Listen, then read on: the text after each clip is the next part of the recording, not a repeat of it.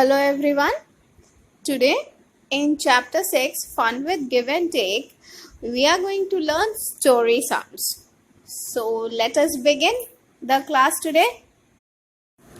Now all this while you have been doing word problems. Now you will do story sums. Now what is the difference between story sums and word problems? Story sums are also word problems. The only difference is in word problems with the data, that is the numbers that are given, we give you the questions. For example, Sheila has 2 pencils, Anita has 1 pencil, so total how many pencils they have.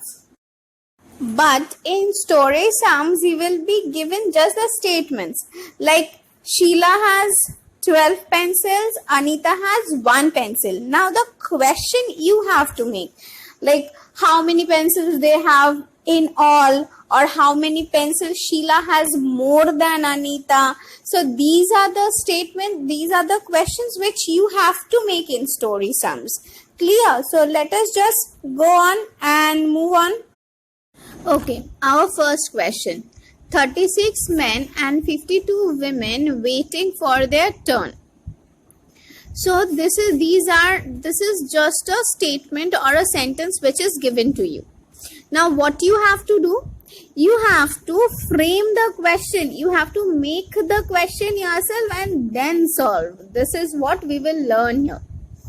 So from 36 men and 52 women, what are the questions we can make? First question that we can make is, how many people are there in all? So if there are 36 men and 52 women, so what kind of question we make? The first question we make is, how many people are there in all? So how we will solve it? Write the statements. Number of women 52, number of men 36. Therefore total number of people are 52 plus 36, how many? 88. Then write the answer. Total number of people are 88. So when a statement is given, 36 men and 52 women waiting for their turn, you have to make the question first, then you have to answer that question or solve that question. Clear? So the first question that we made here is, how many people are there in all? Now for the same statement, we will frame another question. The statement is same, 36 men and 52 women waiting for their turn. Now the second question that we are framing or making out of these statement is, how many more women are there than men? What it is asked, how many more women are there than men? Now look here. So same statement we can make more than one questions. Now you will ask, ma'am, how many questions do we need to make? That depends. It will be told. You will be told about that how many questions you have to make. According to that, you have to frame those questions.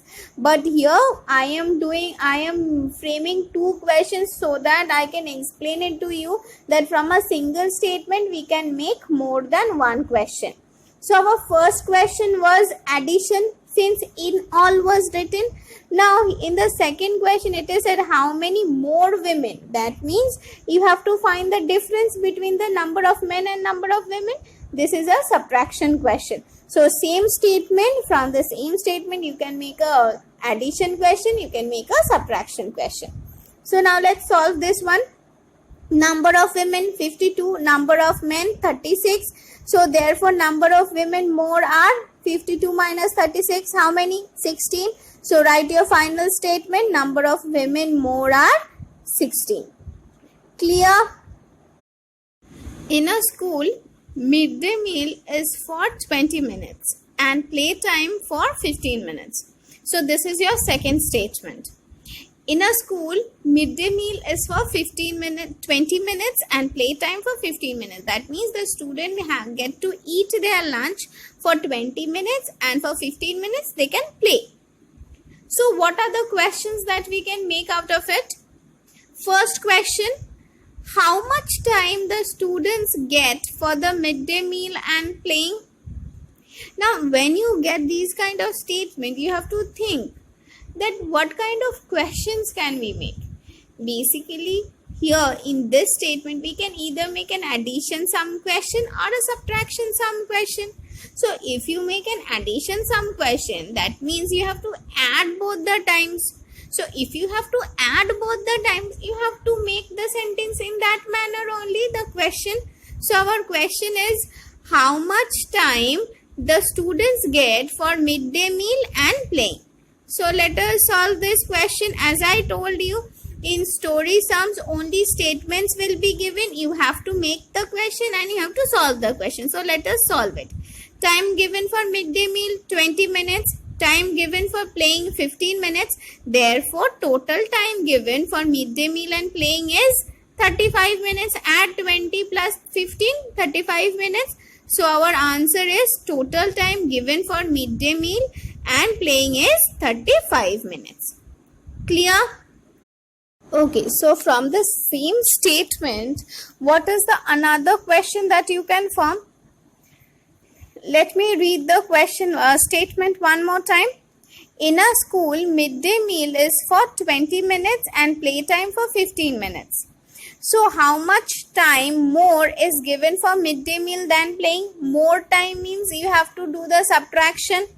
That is, difference between both the time is asked. So, do the subtraction. Time given for midday meal is 20 minutes. Time given for playing is 15 minutes. Therefore, more time given for midday meal than playing is 20 minus 15, 5 minutes. So, the answer will be, the final answer will be, time given more for midday meal is 15 minutes. Clear? So, whenever you get a statement, first you have to think, how can we frame the question? Here, we are only making addition and subtraction questions only. So, you have to think what kind of question you have to make so that it can be an addition sum, and what kind of question you can make so that it can be an subtraction sum. Clear? Okay, our third statement. Bunty has read 27 books and Bubbly has read 34 books. Read the statement one more time. Bunty has read 27 books. Bubbly has read 34 books. So, from this single statement, you have to make two kind of question. One an addition sum question, another a subtraction sum question. Let us first make an addition sum question. So, what kind of question that will be? In addition, you have to add 27 and 34. That means number of books read by Bunty and number of books read by Bubbly. So, what kind of question, like what will be your question exactly? How many books did Bunty and Bubbly read in all? This will be your addition question. Other than this, whatever question you make, altogether how many books did Bunty and Bubbly read? You can also write it this way. Your question has to be correct whichever sentence you write. Clear? So, now let us solve it. Number of books read by Bubbly 34. Number of books read by Bunty 27. So, therefore, total number of books they both read are 34 plus 27, 61. So, write your final statement. Total number of books they both read are 61. Clear?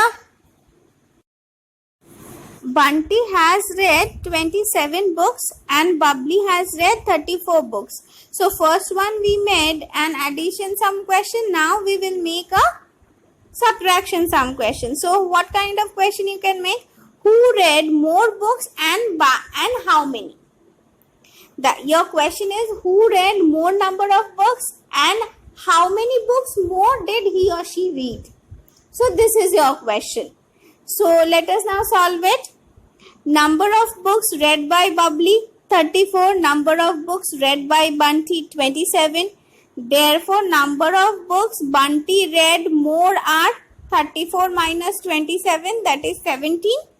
Now, you can easily see here Bunty read 27 books and Bubbly read 34 books. So who read more number of books? Bubbly read more number of books because 34 is greater than 27. So to find out how many books Bubbly read more, you have to subtract. That we did. So what we found out? That Bubbly read 17 more books than Bunty. Done? Okay. Our last question for today's class. Let us read the statement. The post office is 1 kilometer from Shahid's home and 2 kilometers from his school. So what is the statement? The post office is 1 kilometer from Shahid's home and 2 kilometers from his school. So what is the question that you can make? So let us first frame the question. That means the distance is given. Distance of the post office from Shahid's home and Shahid's school. So let us frame the question. The question is, the post office is farthest from which place and by how many kilometers? So here there are two questions. In one sentence only, there are two questions, two answers you have to give. First, which place post office is farthest, means is the longest distance from which place, from Shahid's home or Shahid's school. And second, if it is farthest, then by how much distance is it far from the nearest place? So now let us solve the question. Distance of the post office from Shahid's home is 2 kilometer and distance of the post office from his school is 1 kilometer. So if distance of the post office from his home is 2 kilometer and from his office is 1 kilometer, then which one is farthest? Distance from his home is farthest. So now, therefore, the post office is farthest from Shahid's school. And by how many kilometer? 1 kilometer. Clear? So this is how we need to solve the questions. There are two statements that I am leaving behind for you. You will, from these two statements, make the and write the answers and write it in the comment section. I want to see that all of you have written the questions that can be made from these two statements. Make the questions, write the answers. I will check, okay, the comment section. I hope all of you have liked the class. Go through the video one more time. Answer the questions that I have given. Make questions from the statement and write the answers in the comment section and practice the sums. Clear? We'll have a complete worksheet on this topic, and this was a new topic. I hope all of you have enjoyed. Take care and bye-bye.